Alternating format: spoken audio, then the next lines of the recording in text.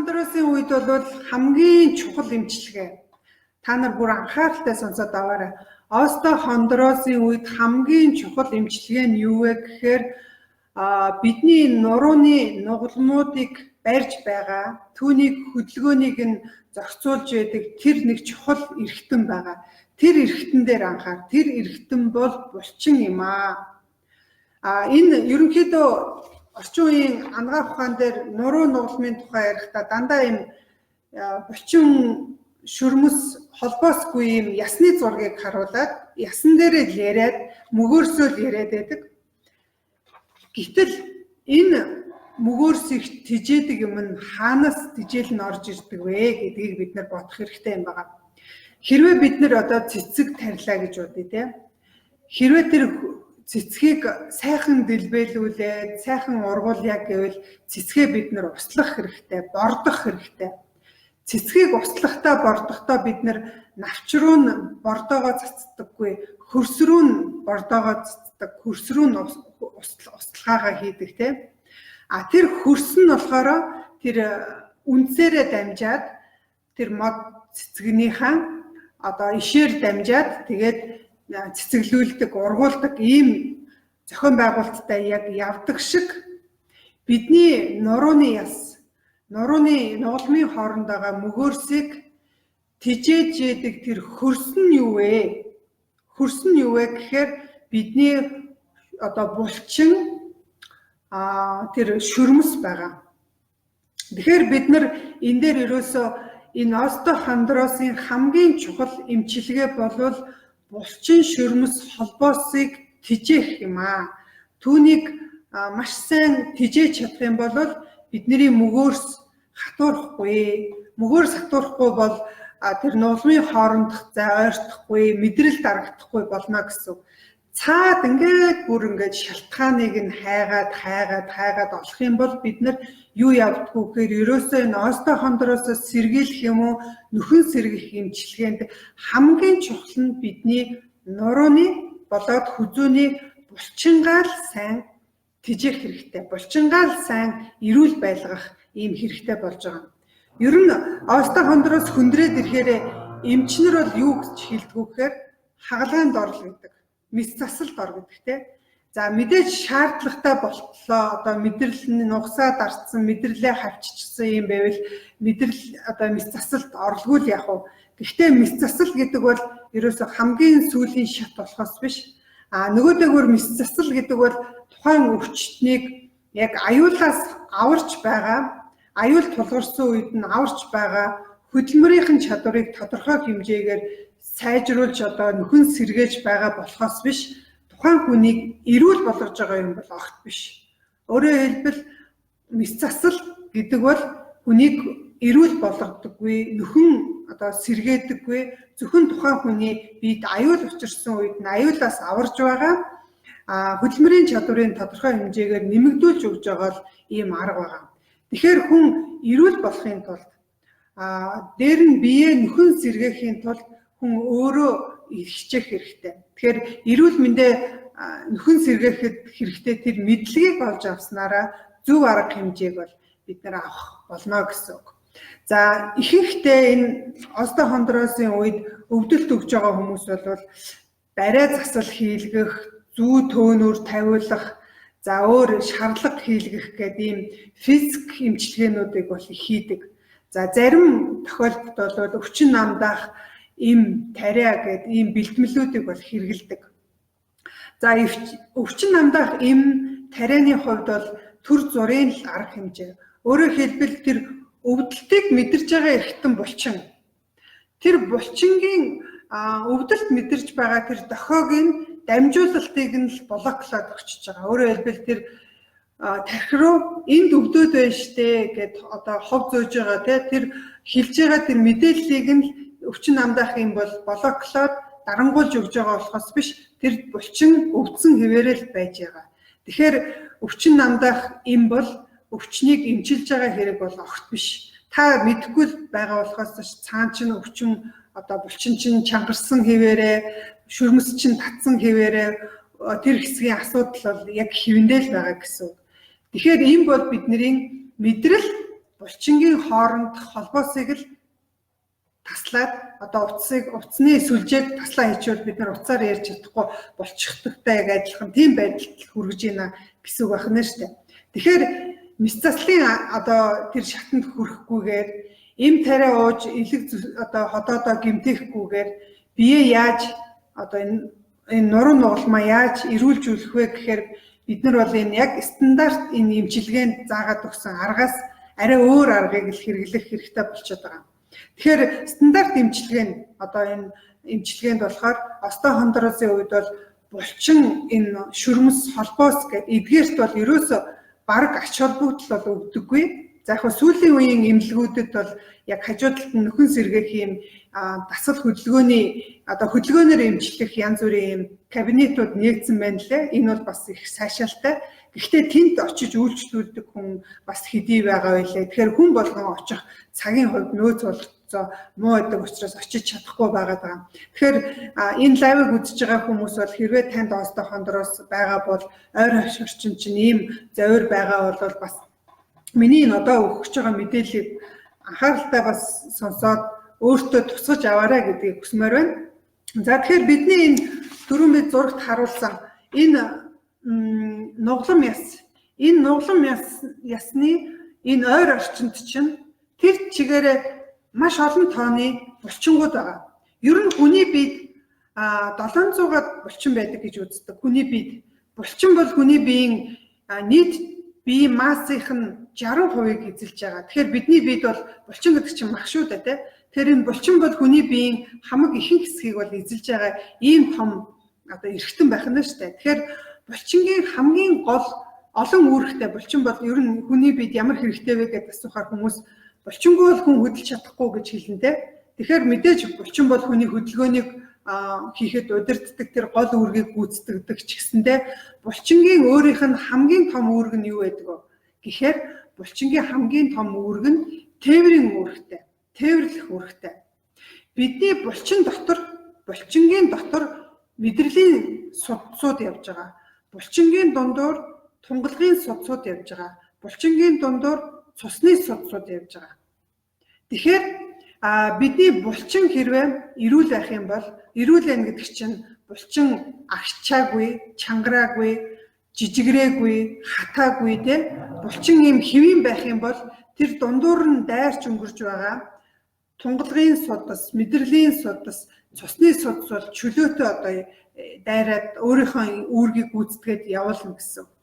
Тэгэхээр бид нар бол ер нь юу гэж ойлгох вэ гэхээр булчингаар эдгээр одоо нөгөө судсууд маань дамжиж өнгөрөхөөс гадна тэр булчингийн дотор бол өөртөө бас ингээд тодорхой хэмжээгээр хадгалагдаад байж идэг гэсэн. Тэгэхээр бид нар булчин бол ерөнхийдөө хүний биеийн бас шахуурга гэж үзэж болно. Бидний энэ хөдөлгөөний тусламжтайгаар одоо бид нар ингээд гараа хөдлөглөхөд энэ хөдөлгөөний тусламжтайгаар энэ булчин бол яг носоос шиг ажилладаг. Энэ носоосны хөдөлгөөнийхөө тусламжтайгаар нөгөө зүрхнээс ирж байгаа цусыг бол дамжуулж байгаа нөгөө судасны ханыг лухшихт нь түтгэж өгч дэмжиж өгнө гэсэн үг байна. Мөн бидний булчингийн хөдөлгөөнөөр тунгалгын одоо судсаар тунгалгын шингэн маань хөдөлж яадаг. Зүрх шиг тунгалгын судсанд шахуурга гэж байхгүй, тунгалгын судсыг шахдаг тэр эрхтэн бол булчин байгаа. Тэгэхээр бидний булчин бол өөрөө цус мэдрэл тунгалгын судсны шахдаг носоос гэдээ бас ойлгочих хэрэгтэй тийм ээ. Тэгэхээр бид нар хэрвээ тунгалгын одоо булчингаа хэрвээ ингээд томруулаад харах юм бол булчин маш олон тооны юм жижиг мэдрэлийн төгсгөлүүд ингээд ороочихсон байж байдаг. Тэгэхээр булчин бол өөрөө мэдрэлийг өвдөлтийг хамгийн түрүүнд хүлээж авна, хамгийн сайн мэдэрдэг гэсэн үг. Тэгэхээр нуруу өвдөж байгаа хүмүүс бол нуруу өвдөд байна, энд мэдрэл дарагдсан байна гэдэг мэдрэл нь өвдөд байгаа юм биш, мэдрэлийн судас нь өвдөд байгаа юм биш. Тэр хэсгийн булчин чангараад, булчин агшчихсан учраас булчин өвдөд байгаа л гэсэн үг байна шүү дээ. Тэгэхээр бид нар булчингийн өвдөлтийг навдахжээж, булчингаа тэжээжээж бид нар энэ нуруу нугалмынхаа үйл ажиллагааг хэвэн явуулна гэсэн. Тэгэхээр бид нар одоо жишээ нь ингээд байнгын хөдөлгөөнгүй байгаа, байнгын суугаа байгаа байх юм бол бидний энэ нуруунд гэхэд 270-аад булчин байгаа. Нийт бит бол 700-аад булчин байгаа. Тэрэн дотроос бидний нуруунд болохоор 270-аад булчин байгаа. Тэр булчингууд маань яг энэ арсны доор булчин байхаас гадна тэр нугаламын цаана хүний гар хүрэхгүй гүний булчингууд бол зөндөө байдаг. Тэгэхээр тэр гүний булчингууд зүгээр бид нар монголчууд мал гаргадаг учраас бид нар ингээд жишээ нь хонио гаргаад хоньны нурууг ингээд юу шулахад чинь тэр махан те ерөөсөө тэр нуруу нугалмыг тойрол байж идэг үстэй те. Яг тэрэн шиг л хүний нуруунд тийм тойрсон гүний булчингууд бол зөндөө байна гэсэн. Тэр булчингийн ачаар бидний нуруу маань хэрэгцээтэй кальцаа, эрдэсээ авж байгаа, мөгөөрс маань хэрэгцээтэй шимт хижээлээ авж байгаа гэсэн. Тэгэхээр бид нар мөгөөрсөө тижээ гэвэл ясаан тижээ гэвэл тэднэр чинь өөрийн нөгөө одоо ясанд юу гэж байхгүй шүү дээ. Мэдрэлийн судас гэж байхгүй, тунгалгын судас, цусны судас гэж байхгүй. Одоо бидний мөгөөрсөнд бол байхгүй. Тийм учраас тэд нар чинь тижээлээ яаж авах вэ гэхээр ерөөсөө булчингийнхаа тусламжтайгаар л тижээлээ авдаг. Тэгэхээр булчингийн нэг том үүрэг бол юу ах вэ гэхээр тээврийн үүрэгтэй болдог байна шүү дээ тийм. Тэгэхээр бид нар хөдөлгөөнгөө суугаад ахаар тэр хэсгийн булчин хөгжил муу болно гэсэн. Тэгэхээр хөгжөөгүй булчингийн тэр хэсэгт бол явандаа юу өсгөх гэхээр тижээлийн дутагдалд орсноос болоод нуруу хүзүү маань өвддөг болно гэсэн байна шүү дээ. Тэгэхээр бид нар ерөнхийдөө эндээс яг тэр остой хондроос үүсгээд байгаа бүр хамгийн цаад шалтгаан, язоор, үндэс, уг үндэс нь юу вэ гэхээр бид нар булчингаа ажилуулахгүйгаас болоод булчингийн хөгжил муу болоод булчингийн хөгжил муу болохоор тэр хэсэгт очих цусны хангамж муудна. Тэр хэсэгдийн одоо нөгөө одоо тижээлийн одоо хүрэлцээ муудна. Тэгэхээр хүрэлцээ нь муудж байгаа тэр хэсэгдэх мөгөөрс яаж одоо өөрийгөө төлжүүлэх вэ? Яс яаж өөрийгөө төлжүүлэх вэ? Тэгэхээр тэр хэсэгт бол нөгөө тижээлийн дутагдлаас болоод мөгөөрс маань одоо уян хатан чанараа алдаад бүх бот чанараа алдна гэсэн үг. Тэгэхээр бид нар нугаламын хооронд ачаалал өгөхөд бид нар жишээ нь өсрөх юм уу хүнд юм өргөхөд нугаламын хоорондох зай ойртохдоо тэр дунд нь байгаа жиргэвч бол шагдж байгаа. Тэгэхээр уян хатан чанартай байх юм бол буцаад хэвэн байдалтай орох ёстой байтал нөгөө уян хатан чанараа алдсан мөгөөрс чинь яаж юм гэхээр шахагдсан хэвээрээ үлдчихнэ. Бид нар эрзэнийг уян хатан гэдгийг мэдэн шүү дээ. Эрзэнийг сунгаад буцаад тавихад агшдаг. Хэрвээ эрзэн бүр сулраад ингээд хаалганы эрзэн ч юм уу те эрзэн ингээд уян хатан чанараа алдаад илэгдээд хуучирсан эрзэн бол хаалгаа дутуу хаагаад эхэлдэг штэ. Яг тэрэн шиг бидний мөгөөрс маань сунж агших юм уян хатан хөдөлгөөнтэй гэхдээ энэ шиг биш ингэж дээш доош хөдлөн л да ширхгүүд нь босоо ширхэгтэй. Одоо мөгөөрс гэхэд бидний чихсэн мөгөөрс штэ. Гэтэ чихний мөгөөрс энэ жиргэвч дискний мөгөөрс хоёр бол арай өөр, бүтцийн хувьд өөр. Тэгэхээр бидний нугалам ясны хооронд байгаа жиргэвчний ширхлэгүүд нь бол ийм босоо ширхлэгтэй. Тэр мөгөөрс маань ачааллыг аваад мөгөөрс одоо хоёр энэ нугалам байлаа. Нугалам хоорондоо ойртоход мөгөөрс шахагдаад буцаж ингээд хэвийн байдалтай орох юм уян хатан чанартай байх ёстой байтал тижээл дутагдсанаас болоод өөрөө тэр мөгөөрс маань хатуураад шохожин гэдэг чинь ерөөсө хатуурна гэсэн үг шүү дээ. Хөгшрөөд одоо хөгшөрсөн юм чинь ингээ хатуурдаг үстэй. Тэгэхээр бидний тэр нугалам маань өөрөө шохожоод хатуураад уян хатан чанараа алдснаасаа болоод тэгээд яг яснууд нь хоорондоо шүргэлцээд нөгөө нугаламууд нь хоорондоо шүргэлцээд эхэлнэ. Мөгөөрс нь өөрөө багассан тэр хэсэгтэр ачааллыг нь авахын тулд энэ тэндээс нь яс ургадаг. Нөгөө нугаламын яс нь ургачдаг, ясны ургалт явагддаг. Тэгэхээр яс ургалт гэдэг бол өөрөө мөгөөрс байхгүй болоод ирэхээр тэнцвэрийг нь алдагдуулахгүй тул бие махбод өөрөө ингэж илүү тийм юу ургаж, хэсэг ургуулж өөрөө өөрийгөө тэнцвэртэй байлгах гэж байгаа хариу үйлдэл байгаад байгаа. За тэгэхээр эндээс та бүхэн юу гэж ойлгох вэ гэхээр ганцхан энэ булчин нурууны хүзүүний булчин дээр биш. биеийн бүх хэсгийн булчин дээр адилхан. Хэрвээ та өдөртөө их суугаа байдаг, одоо явдаггүй, алхдаггүй ийм байх юм бол таны гойны булчин хөгжихгүй, өвдөгний булчин хөгжихгүй. Ингээд хүний бие чинь өөрөө ингээд цаанаас зохион байгуулалт нь босоо ингэж байралтай, хөлн дээр ингэж ачаалал аваад байх тусмаа булчингууд нь өөрөө тодорхой хэмжээгээр одоо эргэтнүүд нь гимтээд эргээд идэгэхдээ улам томордог, улам бөхчдөг. Хүн гიშгээд явж байхад ясны идүүд тодорхой хэмжээгээр гимтэн, гэхдээ маш бага микро хэмжээнд гимдэн, эргээд эдгэрэхдээ бороолсон яс улам бүдүүн болдог штэ. Тэрэн шиг улам бөхчдөг. Тэгэхээр хүн алхах тутмаа, гүйх тутмаа өөрөө хэлбэл байгалийнхаа яг унган хөдөлгөөнийг хийж булчингаа ажилуулах тусмаа хүний бие улам чангарна, улам одоо яс бөхчдөг, улам булчин томорч, улам одоо эрүүл болдог. Гэтэл бид нар тэхгүй шүү дээ. Ажил дээрээ сууж байна, гараад машинд сууж байна, эсвэл автобусанд сууж байна, гэртээ арайд зургатны удирдлагаа бариад сууж байна. Ямар ч хөлөнд ачаалал өгөхгүй. Хөлний уланд ачаалал өгөхгүй бол таны бие дөргихгүй бол тэр яс чинь бөхчихгүй. Улам л яс чинь хэврэгшээл, улам булчин чинь хөгжлөн муудаал, улам атингар болоод, улам жижигрээл явна гэсэн үг байна. За уучлаарай, би нэг компьютерийнхаа цэнийг адаптерын залгах бол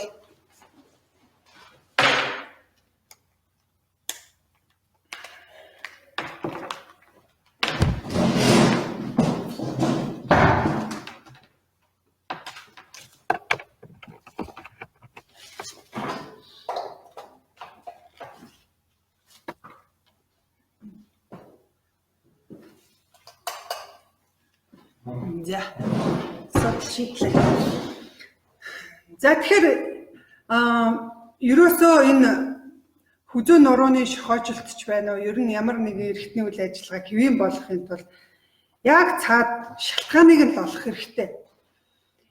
Шалтгааныг нь олсон тохиолдолд та тэр үүсгэж байгаа одоо эрсдэл хүчин зүйлийн алга болгоод ингээд дарга хэмжээ аваад их юм бол заавал тэр мэс засалт хүрэхгүйгээр, заавал эм тарианд хүрэхгүйгээр ингээд өөрийгөө эрүүлжүүлэх боломж бол бүрэн байгаа шүү. Тийм учраас булчингаа хөгжүүлээрэй гэж би хэлэх гээд байгаа. Хэрвээ булчингаа хөгжүүлэх юм бол эн чинь эргээгээд таны юунд хэрэгтэй?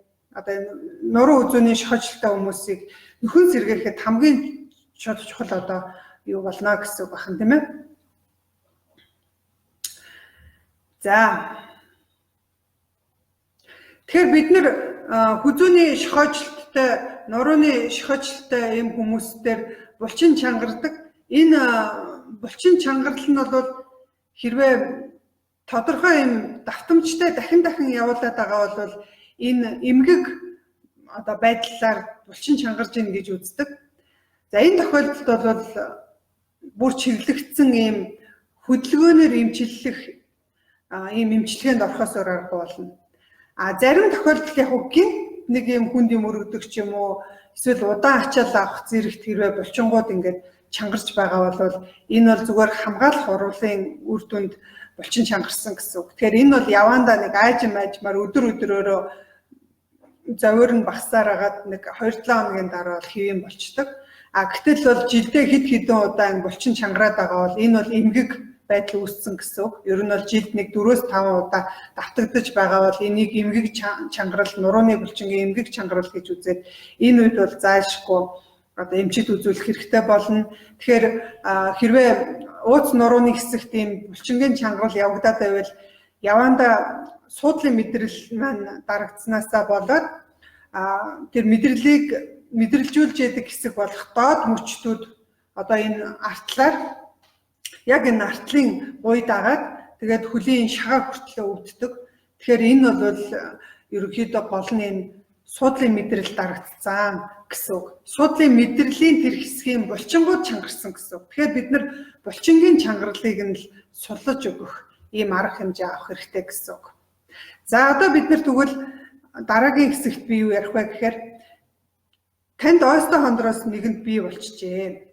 Одоо би тэгвэл энийг яаж нөхөн сэргээх вэ? Эмгүүгээр яаж нөхөн сэргээх вэ? Гарц юу байна вэ? Шийдэл нь юу байна вэ гэдгийг одоо ярьж өгье. За би түрүү хэлсэн хүний бид 700-аад булчин байдаг гэсэн. Энэ 700-аад булчингээ бид нэр ердөө өдөр тутмын бидний хийж байгаа хөдөлгөөн нь тэр булчингийн 30% нь ажилладаг. 30%. Үлдэж байгаа 70% нь бол ерөөсөө идэвхгүй хөдөлгөөнгүй байдал байна.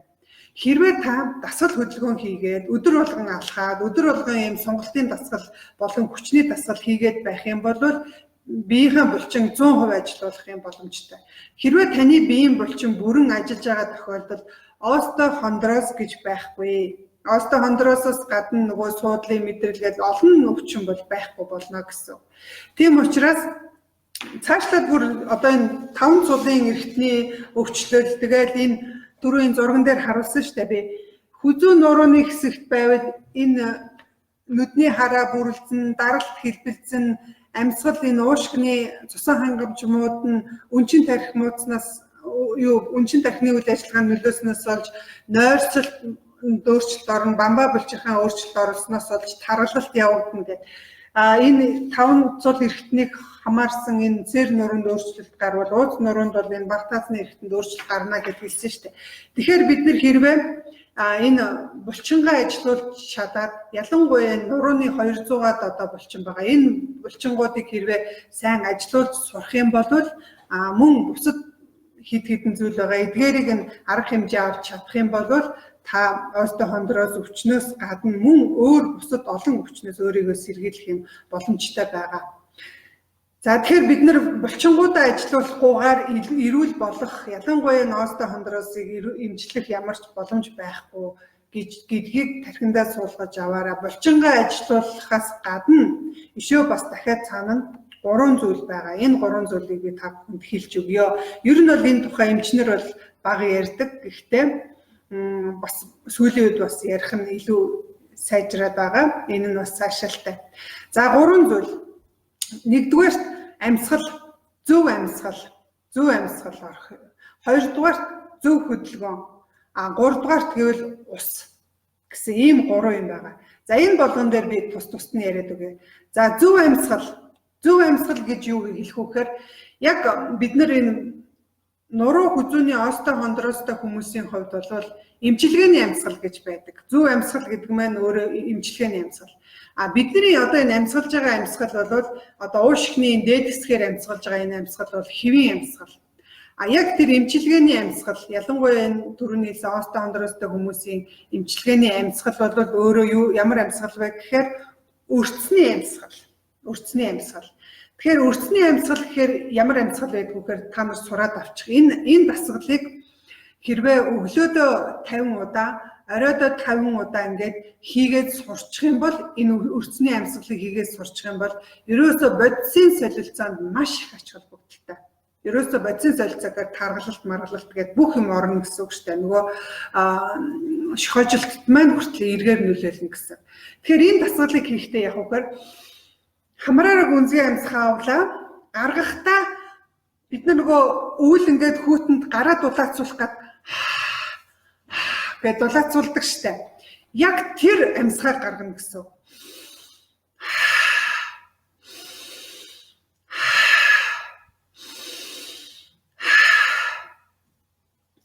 Гэсэн авиатай амьсгал.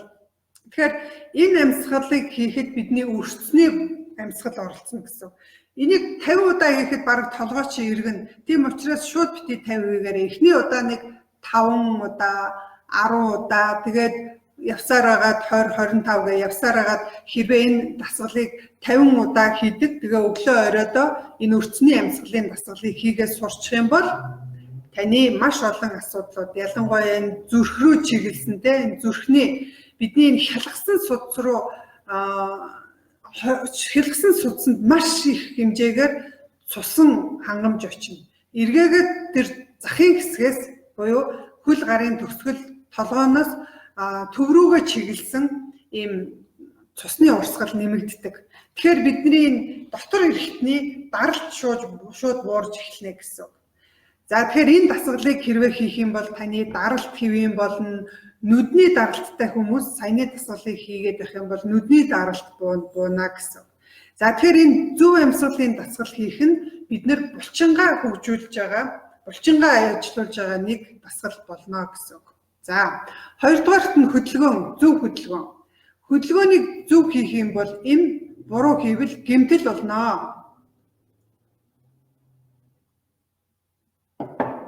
За асуулт ирж гин үү, зүгээр манайхан хариулаад байна уу? Ээж маань олон жил ажилчин хийгээд хүзүүний яс хожоод диск нь байхгүй болсон гэд хиймэл юмар солиулсан. Тэр үед бас яг гар нь өвдөөд сүлдээ мдээгүй болсон. Үений диск солиулсан бол бусад нурууны нугалмын диск нь өвдөг гэх юм. Энээс яаж сэргийлэх вэ гэж. Тэгэхээр бидний энэ юу чин хоорондоо холбоотой шүү дээ. Энэ яснууд чинь энэ нугалам одоо жишээлбэл энэ хүний хувьд бол энэ нугаламыг энэ жиргэвч нь бүр юучгүй болоод гэмтсэн байвал энэ дунд нь ийм юу хийж байгаа шүү дээ.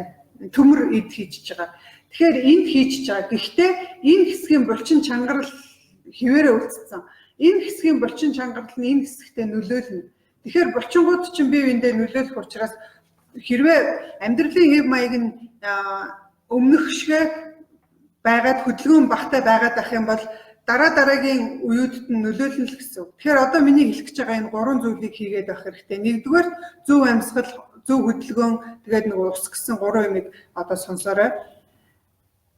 Өдрийн мэнд маш ойлгомжтой дүнтэй зөвлөгөө өгч байгаад баярлалаа. Амжилт гэж энэ баярлалаа. Өгдөг хоорондын шингэн багассан гэсэн онцтой хүн алхаж явхад хөлн өвдөг ямар тасгал хийвэл зохимжтой байдаг бол за энэ өвдөгний үений тухай би бүр тусад нэг лайв хийсэн байгаа. Тэрийг үзээрэй. За энэ дасгалууд бол зөндөө байдаг. Интернетээр ороод англиар, орсоор ингээд бичээд бичих юм бол бүр зөндөө олон гоё дасгал байгаа. Хэрвээ олж чадахгүй бол би линкийг нь олоод тавиад өгчээ. За ийм юм бичсэн байх шиг байна. За цааш нь өргөжлүүлээд явъя. За тэгэхээр зөв хөдөлгөөн хийснээр хүн бол хөдөлмөрийн чадвар бүрэн сайжирч чаддаг. Ер нь бол хөдөлгөөн бол маш олон эмийг оруулдаг. Хөдөлгөөнийг оруулдаг эм байхгүй гэдэг үг байдаг шүү дээ, тийм. Тэгэхээр бид нар олон өвчний үед бол зөвхөн хөдөлгөөнөөр эмчилж болж идэг. Эм уугаад хөдөлгөөнийг бол бид нар орлох ямарч боломж байхгүй байгаа. Тэгэхээр хөдөлгөөн бол хамгийн чухал байгаа. За тэгэхээр бид нар хэрвээ булчингаа зөв хөдөлгөөд эхлэх юм бол настай хүний хувьд бол амьдралын чанар нь сайжирдаг. Өөрөө өөртөө үйлчлж чаддаг болно гэсэн үг. Хүн өөрөө босоод бидсчдэг, өөрөө ингээд юм авч иддэг юм байна гэдэг чинь амьдралын чанартай шууд холбоотой байгаа шүү дээ. Тэгэхээр хэрвээ хөдөлгөөнгүй байгаа л ах юм бол энэ өөртөө ч үйлчлэх боломжгүй болдог шүү дээ, тийм. За тэгэхээр бид нар ер нь бол ихэнх хүмүүс нэг үлгэрт итгэдэг. Өөрөөр хэлбэл эд шидийн эм тариа ч юм уу эд шидийн нэг арга хүлээж идэг. Тэгэхээр эд шидийн бол та өөрөө л байгаа. Өөрөөр хэлбэл хүн бол та өөрөө эд шид те. Тэгэхээр хүн өөрөө өөрийгөө эмчилдэг, хүн өөрөө өөрийгөө нөхөн сэргээдэг ийм төгс ийм систем. Тийм учраас энгийн энэ дасгал хөдөлгөөнүүдийг хийгээд байвал таны булчин үе бүгдээрээ бүгчиж сайжирна гэсэн. За тэгэхээр дасгал бол ер нь үндсэндээ 3 төрөл байгаа. Хурдны дасгал, сунгалтын дасгал, хүчний дасгал гэдэг 3 дасгал байгаа.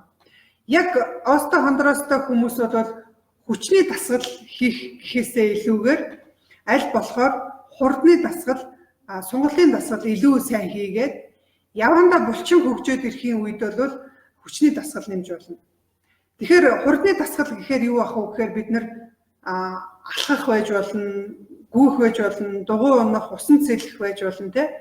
Уул руу авирах энэ бүхэн маань бол хурдны дасгалдаа орж болно. Сунгалтын дасгал гэхээр йог байж болно те. Мөн сунгалтын янз бүрийн сунгалтууд байдаг шүү дээ. Ийм дасгалуудыг бол хийж болно.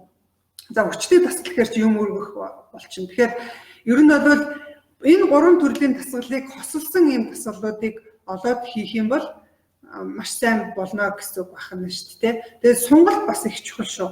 Юмд ингээд зүүгдээд одоо турникт зүүгддэг штэ. Энэ зүүгдээд хийхэд бол бидний булчингууд бол маш сайн ингээд татагдаж ингээд сундаг. Тэгэхээр нөгөө хөгжөөгөө булчин маань жижигэрсэн байдаг. Хэрвээ бид нар сонголт хийгээд их юм бол булчингаа маань ингэж уртаашаа хөгжнөл гэсэн үг байна штэ. Тэгэхээр бид нар 3 төрлийн дасгалуудаа сайн хийгээд байх гэсэн үг байна.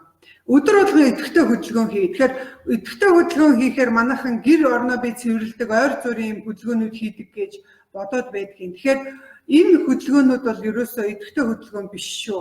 Идэвхтэй хөдөлгөөн хийхэд хүний зүрхний цохилт минутад 130 удаагийн цохилтоос дээшээ байх хэрэгтэй. Хүний биеэс хөлс ялгарч явах хэрэгтэй. Өөрөөр хэлбэл зүрхний цохилт орширсан, хөлс ялгарсан ийм хөдөлгөөнийг л бид нэр идэвхтэй хөдөлгөөн гэж хэлж байгаа. Тэгэхээр ийм хөдөлгөөнүүдийг хийгээд, сонголт хийгээд одоо 108 сунаажим өргөгчин өөрөө бас их сайн дасгал шүү дээ. Ягаад тэгэхээр дан ингээд сунаан гэдэг чинь сонголтын дасгал явж ийн гэсэн үг тийм. Тэгээд тэрийг тодорхой эрчимтэй хийгээд тэгэхээр аянда хөлс гараад ирдэг. Тийм учраас энэ нурууны суулттай хүмүүс, энэ ноостой хондроостой хүмүүс хамгийн энгийн тэгээд төхөөрөмж шаарддаггүй, фитнесийн заал шаарддаггүй хамгийн энгийн дасгал бол 108 сунжим өрөг. Гэхдээ багаас нь эхлээ та өдөрт нэг 5 удаа 10 удаа сунаа тэгээд сүүлдээ 108 болгож болно штэ. За тэгээд бас нэг арга байгаа. Тэр арга нь болохоор өөрөө хүйтэн ус. Тэгэхээр хүйтэн хүн өглөө болгон одоо шүршүүрт орох боломжтой байдаг бол 25 секунд яг хүйтэн усанд зогсчих. Хэрвээ энэ баата ус тогтсон бол ерөөсөө тэр баата усан дотор толгоогоо хүртэл нэг 7 секунд орчих. Энэ их таатай биш л дээ. Би энэ бас аргыг өөрөө яг хэрэгэлдэг. Усанд орохдоо яг 25 секунд маш удаан өнгөрнө. Гэхдээ их таагүй мэдрэмж төрдөг хэдий ч маш сайн дасгал болдог. Энэ нь өөрөөр хэлбэл энэ ноостой хондроостой хүмүүст их сайн дасгал болно.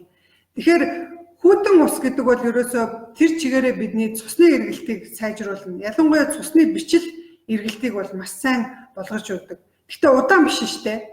25 секунд. Баанта усанд бол 7 секунд ороод ингээд булхаал гараад ирнэ гэсэн. Энийг хийхэд бол дархлаа маш сайн болно. Ханиа том хүрхээ болно. Дээр нь эн чинь бидний мэдрэлд маш сайн нөлөө өгнө. За тэгээд нөгөөтэйгөр гэвэл бид нар усын эмчилгээ гэдэг дотор нь ус дотроос сайн ус суугаал. Тэгэхээр бид нар хэрвээ ус дутагдах юм бол ишими гэж зүрхний өвчин үүснэ, чихрийн шижин үүснэ, тэгэл тархитлагаа өгдөг болно. Ус сайн уугаад авах юм бол маш сайн. Тийм учраас усыг бол сайн уужээ. За бид нар түрүүний хэлсэн тэр шууд хүйтэн усанд орох арга бол бидний капилляр судасыг маш сайн цэвэрлж өгдөг шүү. Тэгэхээр бидний биеийг бол маш сайн цэвэрлэх нэг арга болдог. За тентормын бүтээгдэхүүнээс бид нар юу хэрэглэх вэ гэхээр за мэдээж тенторм тосгүйгээр төсөөлөшгүй. Тэгэхээр тенторм тосыг бол бид нар энэ хүзүү нурууны шохочлолтын үед бол төрхөж өгнө. За тэгэхээр тенторм тос маань ямар үйлчлэгээ үзүүлдэг вэ? Хаана төрхөж болох вэ гэхээр бидний нөгөө нуруу хүзүүний булчин шүрмэс холбоос тэгэл цаашлаад нөгөө мөгөөрс яс мэдрэл тунгалагын судас гэдэг энэ бүхнийг энэ тос маань илгийн тусламжтайгаар нөхөн төлжүүлэх юм чадвартай байдаг. Хамгийн гол нь юу байдаг вэ гэхээр ямар ч өвчин намдаах тос одоо вольфрам гээл тос байна. Одоо янз бүрийн өвчин намдаадаг наалт гээд байна. Янз бүрийн тосон төрхлөгүүд энэ бүхэн бол ерөөсөө арсны өөрийнх нь хамгаалалтын барьерийн давхаргыг арчин өөрөө давхаргатай штэ тодорхой юм 3 үетэй байгаа тий. Хамгийн гадна талын эпидермис давхарга, тэгээ дермис давхарга, тэгээ өөхөн давхарга гэдэг 3 давхарга байгаа штэ. Тэр давхаргыг бол ерөөсөө нэвтэж чадахгүй. Одоо энэ өвчин намдаах тоснууд бол ерөөсөө арьсан хэсэг дээр л үйлчлэгээ үзүүлдэг. Гэтэл зүгийн хорон дотор одоо оршдог өөрт нь байдаг мелатин гэдэг нэгэн одоо бодис байгаа. Тэр мелатин байгаа, ба мөн прокамин гэдэг бодис байгаа. Эдгээр бодисны тусламжтайгаар зүгийн хорн өөрөө булчингийн идэд шууд хүрч чадна. бидний нурууны гүнийн булчинд шууд хүрдэг. Ер нь бол зүгийн хор маань 2 см, 5 см, тэр байтугай 8 см хүртэл хурж үйлчилж чаддаг байгаа. Тэгэхээр бидний одоо энийг бид нар нурууны баган нуруу гэж бодчих. Баган нуруу энэ наадталд нь арьс байгаа. Арьсны энэ нуруу хоёрын дунд булчин байгаа. Тэрнээс гадна энэ баган нуруу чинь тойроод бусад хэсэгт нь бас булчингууд байгаа шүү дээ. Бид нэр барайч дээр очиод барай хийлгэлээ. Барайч юу хийдэг вэ гэхээр бидний чангарсан тэр булчингуудыг суллаж, массаж илэг хийж өгдөг. Гэхдээ нэг зүйлийг хийлээ. Тэр барайчийн гар хаана хүрэх вэ? Бидний энэ нурууны наан байгаа булчингууд өөрөөр хэлбэл энэ арсны доороогоо булчинд л очиж нөлөөлж тэр хэсгийн булчингэл судлах үйлчлэгийг үзүүлнэ. Гүний булчин хизээж одоо сулж чадахгүй. Магадгүй яг хөө сайн барайч өөрийнхөө техникээр мэдрэлийн судал сувгуудыг дагаад зочрох маягаар тэр цаанаага булчин сулж болох юм. Гэхдээ тэр 277 булчин байгаа. 277 булчин нурууны булчин сулж чадахгүй шүү дээ. Тэгэхээр бид нэр хэрвээ зүгийн хортой тос, тенторум тосмоо өдөрт 2 удаа өглөөдөө оройдоо нуруу гүзүүндээ түрхээд авах юм бол бидний нөгөө нурууны гүний булчин гэж байдаг. Гүн бүр цаанаага тэр булчин очиж чангарсан тэр чангарлыг нь тавьж чадна. Яагаад тэгэхээр зүгийн хор маань өөрөө 8 см хүртэл гүнд очих үйлчлэгээ үзүүлж чаддаг чадвараараа өөр ямар ч тэр төрлийн тосон түрхлэг.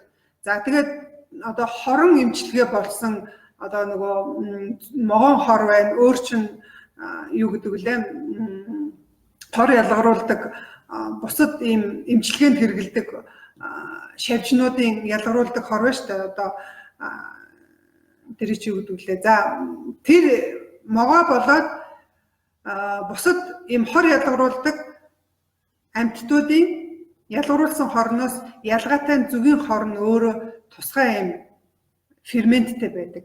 Тэр ферментийн тусламжтайгаар хүний бүр булчингийн эдэд очиж нөлөө үзүүлдэг учраас гүнд очиж нөлөө үзүүлнэ л гэж ойлгох нь шүү дээ.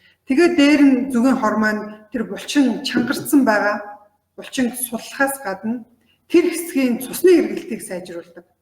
Тэгэхээр бид нар ингээд чангарсан хэсэгт хүчил төрөгч очихгүй, цусан хангамж очихгүй ингээд тэр хэсэг нэг осондоо нэг юм тижээлгүй болчихсон байгаа бол зүгийн хортой тосоо түрхээд өгөхөөр тэр хэсэгт цусны эргэлт нь нэмэгдээд, хүчил төрөгч нь нэмэгдээд тэр хэсгийн нөгөө мөгөөрс яс маань диффузийн замаар тижээлээ авч чадна гэсэн үг. Тэгэхээр бид нар энэ зүгийн хорыг бол ерөөсөө заавал өвдсөн үедээ хэрэглэхгүй шүү дээ. Манайхан зарим нь энэ тосыг авчаад яг тэр нуруу өвдсөн үедээ хэрэглээд зүгээр болчоор нь хадгалчтэй. Хадгалах хэрэг байхгүй. Ягаад тэгэхээр хүн өдөр болгон сууж байгаа, өдөр болгон алхаж байгаа, өдөр болгон ачаалал авж байгаа учраас нуруунд өдөр болгон ачаалал өгж байгаа. Булчингууд мэдрэхгүйгээр цаана нь бол чангарал явагдаад байгаа. Тэгэхээр бид нар ерөөсөө насан туршдаа хүүхэд Оросууд бол бүр төрсөн хүүхэд няраагаас ахуулаад нуруунд нь байнга массаж хийж өгч байна. Тэгэхээр бид нар бол энийг заавал өвдөлтөө хүлээхгүйгээр одоо энийг өглөө оройдоо түрхээд хөвшээд бид нар өглөө оройдоо шүдэ угаад гიშгэ тенторум тосоо хөвшээд түрхчих юм бол энэ нуруу гүзүүний шохоочлт гэсэн энэ айхтар хүнийг одоо хүчлийн бэрхшээлтэй болгодог энэ өвчлөлөөс өөрийгөө маш сайн урьдчилан сэргийлэх боломжтой байгаа шүү. Тэгэхээр тенторум тос маань өвчин бол гайхалтай намдаадаг. Манайхан мэдэх бах хэрэгэлдэг хүмүүс бичээрээ тенторум тосыг өвчин намдаахад хэрэгжилж үзсэн үү тухайга бас бичээрээ. Хавдар болгодог. Юуны хавдар болох вэ гэхээр нөгөө жиргэвч мөгөөрс маань улсаад ирэхээр тэр хавийнхаа мэдрэлийг дараад тэр хэсэгт ийм хавдар үүсчихдэг. Тэгэхээр тэр хавдрыг маш сайн буулгана. Дээр нь үрвсэл үүсчихдэг. Тэр үрвслийг маш сайн дарна. Бид нар хаалганд гараа хавчуулчих юм бол хавчуулаад байгаад ах юм бол тэр хэсэг нь томроод хавдаад үрвсэн. Тэрнтэй адилхан нөгөө мэдрэл маань дарагдсан байгаа бол тэр хэсэгтэр яг ийм адилхан процесс явагдана л гэсэн үг байна шүү дээ. За тэгэхээр бид нар тенторум тосоо түрхэх юм. За тэгэхээр тенторум тосоо түрхэхдээ хамт апикрем тостой хамт түрхвэл бүр илүү сайн байдаг. Яагаад вэ? Апикрем тос маань өөрөө цэцгийн тоостой. Тэгэхээр цэцгийн тоос гэдэг чинь зүгийн цэцгсээс цуглуулж ирсэн витамины амин хүчлүүдийн комплекс явж байгаа. Өөрөөр хэлбэл байгалийн эрдэсүүд явж байгаа. Тэгэхээр бидний мөгөөрс төлчөхөд маш хэмжээний одоо шин тижэл хэрэгтэй болно. Яс өөрөө бүрэлдэхийн тулд их хэмжээний одоо кальци, магний, кали гэд ингээд фосфор гэд элементүүд хэрэг болно. Тэр элементүүдийг бид нар энэ цэцгийн тоосноос апикремд байгаа цэцгийн тоосноос авах нь. Апикремд байгаа цэцгийн тоосноос авахдаа энэ тенторум тосны өөрийнх нь нөгөө булчингийн эдэд хүрдэг, дамжуулдаг тэр чадварыг нь ашиглаад энэ цэцгийн тоосыг нэг осондоо ингэж тээвэрлэж өгнө гэсэн үг байна шүү дээ. Тэгэхээр бид нэр тенторум тосноос аваад нуруундаа ялангуяа тэр шохоожж байгаа хэсэгтээ түрхээд өгчин тэрнийхэн дараа апикрем тосноос түрхэж өгнө гэсэн. За апикрем тос маань өөрөө ийм өтгөн тос. Тийм учраас тенторум тостой хамт явахгүй бол яг нөгөө цэцгийн тоснууд нь бөмбөрөөд арсанд ингэж сайн түрхэгддэггүй. Хэрвээ дангаар нь түрхнэ гэвэл бид нар усаар арсаа норгож аваад апикремээ түрхэж болно. За ингэж түрснийхэн дараагаар бид нар яг уу гэхээр нөгөө хүнсний юм янз бүрийн скотчуд байдаг шүү дээ, тийм гялгарууд тосоо түрхчээд тентормо түрхчээд апикремээ түрхчээд тэгээд гадуур нь хүнсний скотчоор боогод ингээд өгчвөл илүү сайн нөгөө мөгөөрсөндөө очиж мөгөөрсөө тижээх нь шүү дээ, төлжүүлэх нь шүү дээ, тийм ээ. За энийг хийж болно. За мөн бид нар энэ зүгийн хор агуулчихсан. Тенторум тосонд чинь зүгийн хор байгаа шүү дээ. Тэгэхээр энэ зүгийн хорыг агуулсан шавар байгаа. Энэ шавраа бас түрхэж болно. За энэ шавраасаа бид нар багсаар аваад нуруу нугламдаа одоо хүзүүнийх бол хүзүү, нурууных нуруу бол түрхээд өгчихнө. За ингээд түрхэж өгөөд за шавраа дулаан халаах уу халаахгүй юу гэж хүмүүс их асуудیں۔ Энд хоёр янзын арга байна. Нэгдүгээрт нь болохоор хэрвээ өрөвсөл ихтэй байвал шаврыг халаахгүй тавина.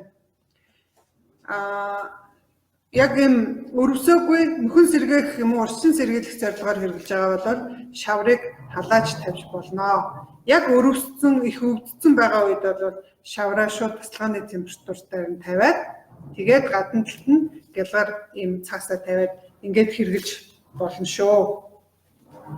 За мөн остеохондросын үед бид нар гаднаас нь юу хэрэглэж болдог вэ гэхээр энэ кандила гэдэг манай лав байгаа.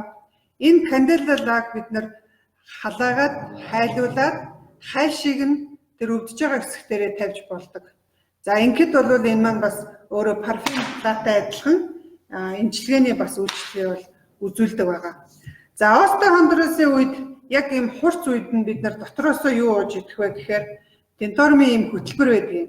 APV байгаа. Өрөвсөл дарах зорилгоор өдөрт 3 удаа нэг цайны албаар ууж өгнө. За мөн формулаараа гэдэг үйл байгаа. Формулаараа өдөрт 2 удаа нэг цайны албаар, нэг удаа авахдаа нэг цайны албаар уудаг. Тэгэхээр формулаараа маань өөрөө ямар үйлчлэгээ үзүүлэх вэ гэхээр бидний одоо энэ мөгөөрс шохоожхыг шимэгдүүлж өгдөг.